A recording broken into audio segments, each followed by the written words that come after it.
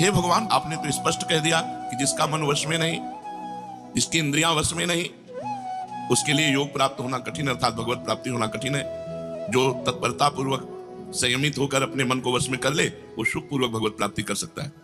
पर उस साधक की क्या गति होगी जिसका मन, बुद्धि, चित्त, अहंकार ये वश में नहीं है, और वो साधना करता है, नाम जप करता है, सत्संग करता है, स्वाध्याय करता है, पर इंद्रिय विजयी नहीं है, मन विजयी नहीं है।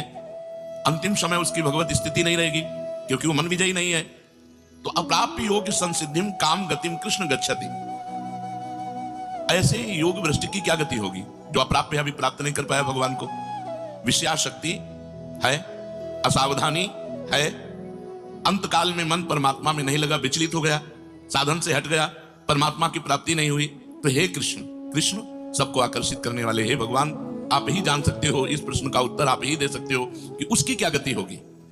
तात्पर्य है कि वो नरक तो जाएगा नहीं क्योंकि नाम जप करता है। थोड़ा भी नाम जप करता है तो नरक नहीं जाएगा, थोड़ी भी भक्ति करता है तो नरक नहीं जाएगा। अजामिल के प्रसंग में यमराज जी ने अपने दूतों को आदेश किया था कि यदि कोई भी नारायण कृष्ण हरि बोलता है, गले में कंठी बांधे, वैष्णव है, भगवान का दास है, भूल करके मत जाना, तो नरक तो जाएगा नहीं क्योंकि साधन करता है, नाम जप करता है, पाठ करता है, पर जितेंद्री नहीं है, मनोनिग्रह नहीं, इसलिए भगवत प्राप्ति तो होगी नहीं, ये भगवान कह रहे हैं। पर नरक तो जाएगा नहीं क्योंकि नाम जप करता है, और स्वर्ग की इच्छा नहीं इसलिए स्वर्ग नहीं जाएगा, और मोक्ष इसलिए नहीं हुआ कि वो मन इंद्रियों को बस में नहीं किया। तो उसकी गति क्या होगी? काम गतिम कृष्ण गच्छति, वो किस गति को प्राप्त होगा? कश्चिन्नो भय विभ्रष्टस् छिन्ना भ्रमिव नश्यति अप्रतिष्ठो महाबाहो विमूढ़ो ब्रह्मणा पथि। हे महाबाहु, हे अजान बाहु, संसार के आश्रय से तो रहित है और परमात्मा के मार्ग में भ्रष्ट हो गया है, परमात्मा को प्राप्त नहीं कर पाया और संसार के मार्ग को छोड़ दिया है, दोनों ओर से भ्रष्ट हुआ, उसकी क्या गति होगी? कहीं वो किसी बादलों की तरह छिन्न भिन्न नष्ट तो नहीं हो जाएगा? दोनों ओर से भ्रष्ट हुआ अर्थात संसार मिला नहीं, परमार्थ में भगवान मिले नहीं, तो उसका समय जो परमार्थ में गया, जो भजन साधन में गया, वो सब बेकार हो गया क्योंकि आपकी तो प्राप्ति हुई नहीं। एतन्मे संशयम कृष्ण छेतुर्मर्हस्य शेषतः त्वदन्या संशयस्यास्य छेता नाहुपपद्यते। हे कृष्ण, मेरे इस संदेह को सर्वथा छेदन करने के लिए आप ही समर्थ हैं, क्योंकि किसकी क्या गति होगी इसका निर्णय तो सिर्फ भगवान कर सकते हैं। इस संशय का छेदन करने के लिए आपके सिवाय इस सृष्टि में दूसरा कोई नहीं हो सकता, इसलिए आप का गति कृष्ण, उसकी क्या गति होगी? भगवान बोल रहे बहुत पार्थ नैवेह नामुत्र विनाशस्तस्य विद्यते नहि कल्याण कृत कश्चित् दुर्गतिम तात गच्छति। पहली बात है कि उसकी दुर्गति नहीं होगी, ये तो बस पक्की मान लो, वो नरक नहीं जाएगा, वो स्वर्ग नहीं जाएगा, मोक्ष नहीं होगा, लेकिन उनकी दुर्गति भी नहीं होगी। ऐसा नहीं है कि वो दुर्गति को प्राप्त हो जाए। जिसको अंतकाल में भगवान का स्मरण नहीं होता उसका कहीं पतन तो नहीं हो जाता? अर्जुन का पूछना था।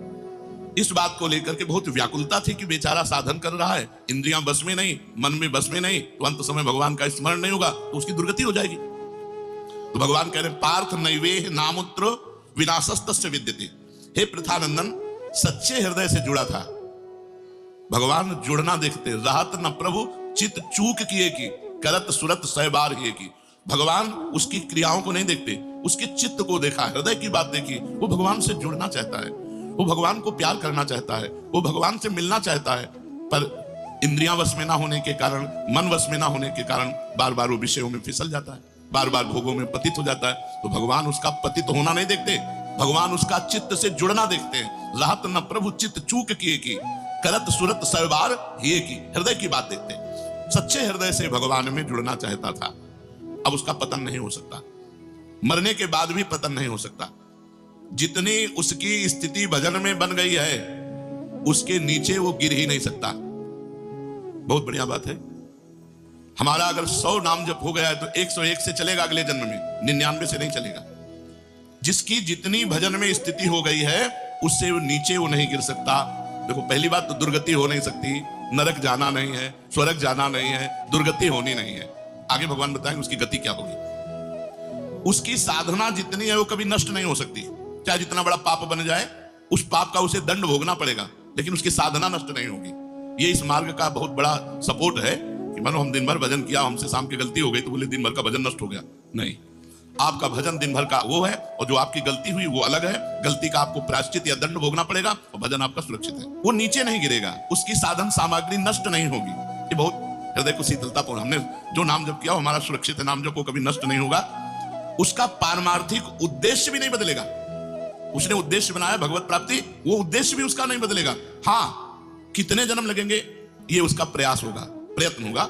वो जन्मता मरता रह सकता है, ना भजन उसका नष्ट होगा, कम होगा, ना उद्देश्य उसका बदलेगा, वो लगेगा भजन। भक्ति बीज पलटे नहीं, जो जुग जाए अनंत, ऊंच नीच कुल उपजय होए संत को संत। वो कभी ऐसा नहीं हो सकता कि इतना भजनानंदी अब भ्रष्ट हो गया तो वो पतित हो गया, नीच और दुर्गति, अरे सब बेकार, कुछ नहीं। जो गलती हुई उसका दंड मिलेगा, और जहां से वो भजन कर रहा है वहीं से उसकी भजन की स्थिति आगे बढ़ेगी। जैसे उदाहरण में राजर्षि भरत का उदाहरण दिया था कि हिरन पे वृत्ति गई तो हिरन बने, लेकिन गंडकी नदी में खड़े होकर हिरन बन करके भी इतना भजन किया कि अगला जन्म जड़ भरत जी के रूप में ब्रह्मबोध संपन्न महापुरुष के रूप में हुआ। तो भगवान कहते हैं न ही कल्याण कृत कश्चित दुर्गतिम तात गच्छति। अर्जुन, हे तात, बहुत प्यार भरा संबंध है, उसकी दुर्गति नहीं हो सकती। जो मेरा थोड़ा भी भजन किया है उसकी दुर्गति नहीं हो सकती। साधक के लिए बहुत ही पॉइंट के आश्वासन की बात कह रहे हैं कि थोड़ा भी भजन किया तो उसकी दुर्गति नहीं हो सकती, और अगले जन्म में परमात्मा प्राप्ति की लालसा इतनी प्रबल होगी कि वो इंद्रियों मन को वश में कर लेगा। इस जन्म में जो चूक हुई वो अगले जन्म में सुधार लेगा। उसकी दुर्गति नहीं होने का तात्पर्य है कि जो मनुष्य कल्याणकारी कार्य में लगा हुआ है, जिसके लिए मनुष्य शरीर मिला है, वो कार्य कर रहा है, भजन कर रहा है, सत्संग कर रहा है, स्वाध्याय कर रहा है, ठाकुर सेवा कर रहा है, वो अपने असली कार्य में लगा हुआ है, पर उसका मन चलायमान है, उसकी इंद्रियां चलायमान, तो उसकी दुर्गति नहीं होगी। कारण कि उसका ध्येय चिन्मय तत्व तो भगवान में है, इसलिए उसका पतन नहीं हो सकता। मैं उसकी रक्षा करता हूं, तो उसकी दुर्गति कैसे हो सकती है? क्योंकि उसने थोड़ा भी सही मेरा भजन किया है। मेरी दृष्टि सर्वभूत हिते रता है, सब पर मोरी बराबर दया, सब मम प्रिय सब मम उपजाए। मैं सबको प्यार करता हूं। फिर जो मनुष्य मेरी तरफ चल पड़ा, अपना किसी तरह से कल्याण परम हित मानकर मेरी तरफ चल पड़ा, तो मैं उसे सबसे ज्यादा प्यार करता हूं। फिर मैं जिसे प्यार करता हूं उसकी दुर्गति कैसे हो सकती है? प्यार तो सबको करता हूं, लेकिन जो अपना मान करके मेरी तरफ चल पड़ा, मेरा भजन करने लगा, उसकी दुर्गति कैसे हो सकती है? मेरा वो समझे न समझे, उससे वास्तविक संबंध तो है ही। ममई वांसो जीव लोके जीव भूता सनातना। वो भले भगवान से संबंध ठीक नहीं लगा पा रहा, लेकिन भगवान तो जान रहे मेरा संबंधी है, मेरा अंश है। संसार के साथ उसका वास्तविक संबंध नहीं है। उसने मेरे साथ इस वास्तविक संबंध को, असली लक्ष्य को उसने स्वीकार किया कि अब इस जन्म में भगवान को प्राप्त करना चाहता हूं, तो चाहे जितना बड़ा गलती पड़ गई, अपराध पड़ गया हो, उससे दुर्गति उसकी नहीं हो सकती। भगवान का उसका किया हुआ साधन नष्ट नहीं हो सकता। हाँ, वो देखने में मोहित सा लगेगा कि भ्रष्ट हो गया, अब तो कोई भजन साधन नहीं, अब तो भ्रष्ट सा हो गया है, साधन छूटा दिखाई देगा। परंतु ऐसी परिस्थिति में भी मैं उसका साथ नहीं छोड़ता। उसने मेरा भजन छोड़ दिया, मेरा साधन छोड़ दिया,